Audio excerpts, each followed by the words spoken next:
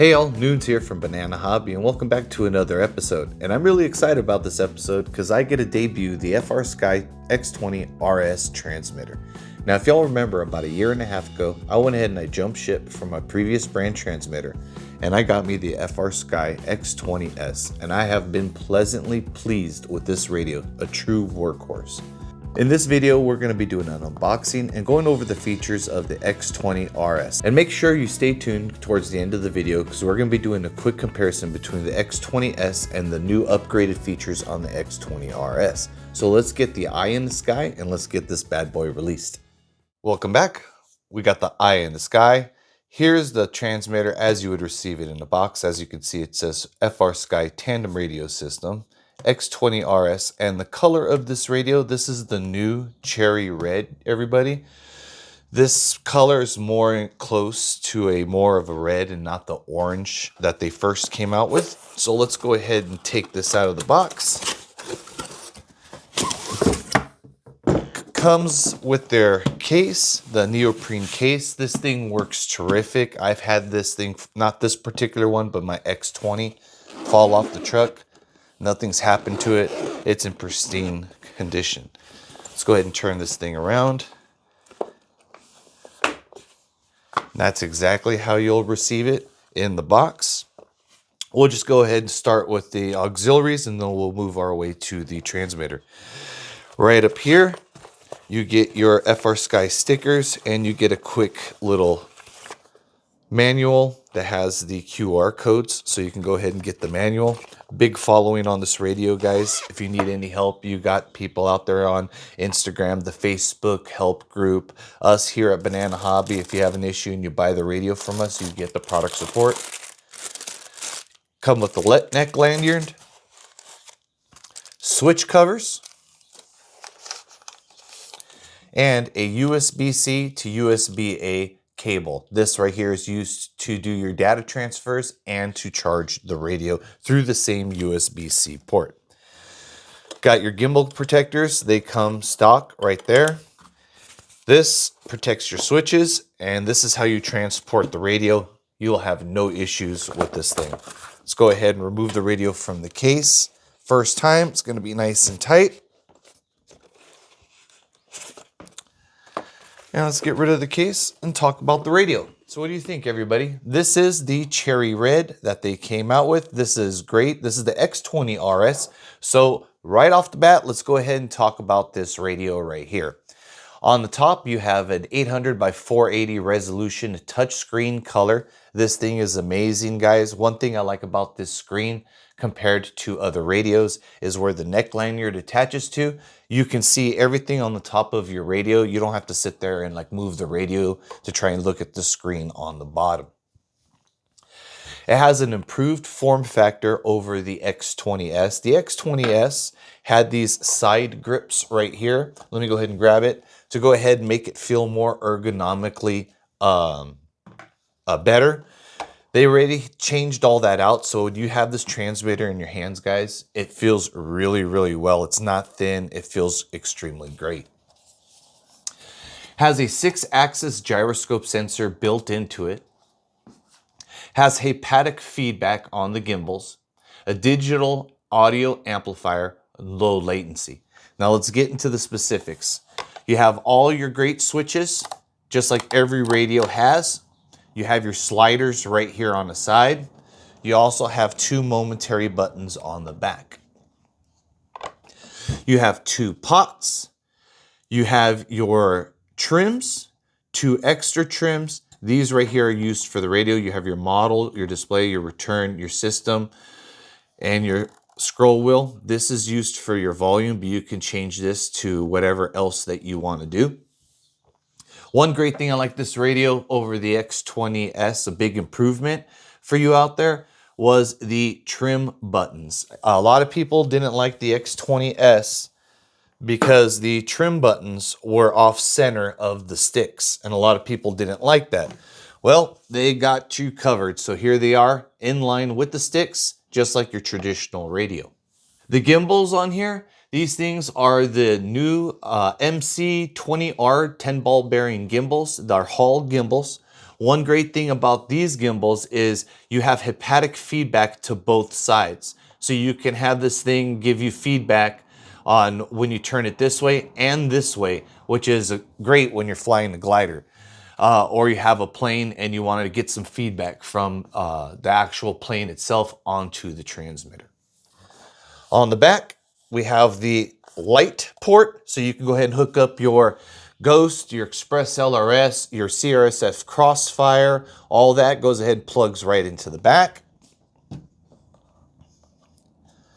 And right here, you have your USB-C port, your expansion slot for your SD card, your programming port right here for if you're going to be programming the receivers and all that other stuff. The X20RS obviously runs on the Ethos systems. Turn her on. Welcome to Ethos. Throttle not idle. Failsafe not set. And take a look at that screen. I do have the screen protector, guys, on there. Okay, a lot of people, what they'll do is they'll cut off this little lip right here and keep the screen protector on. But if you go online, they do sell a glass protector for here, and I highly encourage you to go ahead and do so.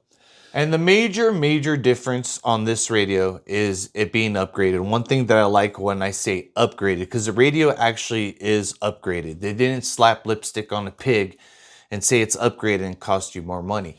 They actually did a lot of improvements on this radio. Like I said, they have the improved form factor. They went ahead and changed the model of the radio.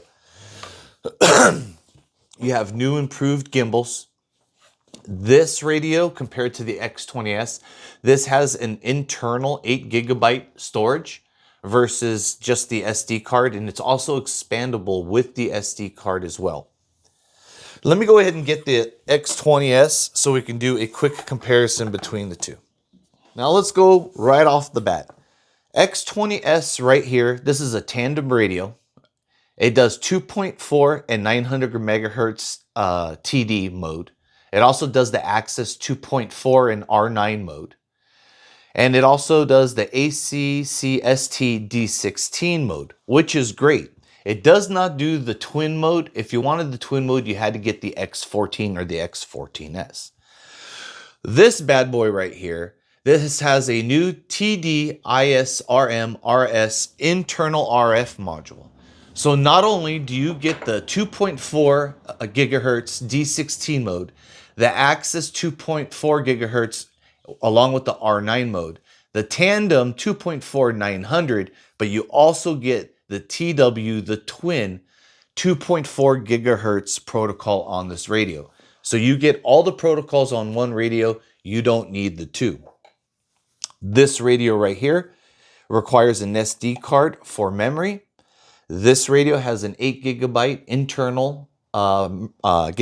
internal memory, but is also expandable with the SD card, so you can always expand farther than 8 gigs. The antennas. On the tandem, here is the antenna for the tandem, and if you can look right here on the RS, it is way bigger, way stout, and that's for a few reasons. One, they had to add the extra antenna for the twin protocol, and they noticed a lot of people were using these as handles and being a little rough with them, so they made it a little more robust for the radio. Let's go ahead and turn the radio here. We mentioned it before. The trim buttons, instead of it being off center, right here off to the side, which didn't make people say it felt right, the muscle memory, it is now in line with the joystick, just like what we would call a conventional radio. This radio right here, it required you to download audio packs. So that way, like let's say you raised your gear, it say gear up, and you lowered your gear, it say gear down. Now you were dependent on those audio packs. Now, if you wanted it to say something that wasn't in there, you could create the file on your computer, do another program to translate it into a speech, and then upload it. It was just monotonous. A lot of people with other radios, they like to just type it. Well, guess what, everybody? This radio has TTS, text to speech. So you can now program a switch with gear up, gear down, flaps up, flaps down, flaps half, flaps full. Whatever you want the radio to say, you just go ahead and you type it, and it says it just like a traditional radio, which is a great improvement on this because I know a lot of people, they like to personalize their radios. Weight between the two radios. This radio's 809 grams. This radio is 892 grams. So this radio, it is hefty. You do feel its weight. It's not just a light radio. Between the two, when you hold them in your hands, you can almost not tell the difference in the weight in the 100 grams, in my personal opinion. Another thing between the two radios is this radio right here. The X20S came with MC11 Hall 10-ball bearings, gimbals. This comes with the MC20R 10-ball Hall bearing gimbals, which also gives it a dual-side independent hepatic feedback, which the X20S did not have. Well, y'all, that's going to go ahead and do it for this video. But before I go, I want to go ahead and talk to the people who are on the fence or still thinking about jumping ship from other transmitters. The top 3 things that I heard was, 1, there's too many updates. 2, I don't like where the trims are at. And because a lot of people are use the intelligent radios, I can't use text to speak. Well, guys, let's go ahead and address the updates. Let's say you're using another radio, another ecosystem. They have it compartmentalized where it's an air radio or ground radio or a drone radio or a boat radio. So let's say you have a competitor radio and it's an air radio. Well, that only works with their receivers. So only when they come out with a new feature or they come out with a new receiver, do they have to do an update. That is the reason why you don't have to update your radios that much, because you're locked into that system. You're locked into air.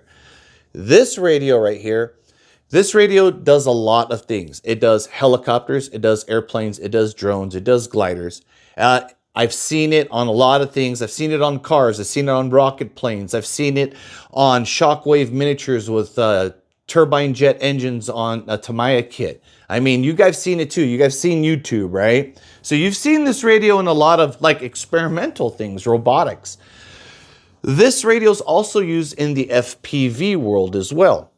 What does that mean? External modules. External modules, you have Ghost, Express LRS, CRSF, Crossfire. You got too many that are out there. Now, let's just use Crossfire, Black Sheep, for reference. They do an update on the receiver, they do an update on the receiver, they do an update on the receiver. Eventually, they have to update the external transmitter to keep up with those updates on the receiver. Well, when that happens, FrSky has to do an update to the radio so that external module can talk with the radio.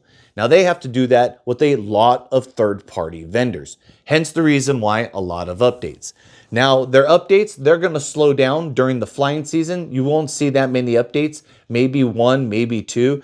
The updates are going to be more on the non-flying season. So now you don't have to fret about that. And you understand now the difference between this radio and the radio that you're currently flying. Number 2, the trim switches were not where they're usually at. Well, they listened, and here you are, guys. The trim buttons are where you like to have them. Last but not least, the text-to-speech feature. For a lot of people who don't think this is a big thing, this actually is a big deal to people because in this hobby, you know, and I'm speaking to you, you like to personalize your stuff. Well, now your radio is completely customizable to your taste. Once again, I hope you found this video helpful and give you a little bit of knowledge that you didn't know before. If you have any further questions, go ahead and drop them down in the comment section below. The link to the radio for Banana Hobby will also be in the description below. Once again, thanks for coming by and thanks for choosing Banana Hobby. Noon's out.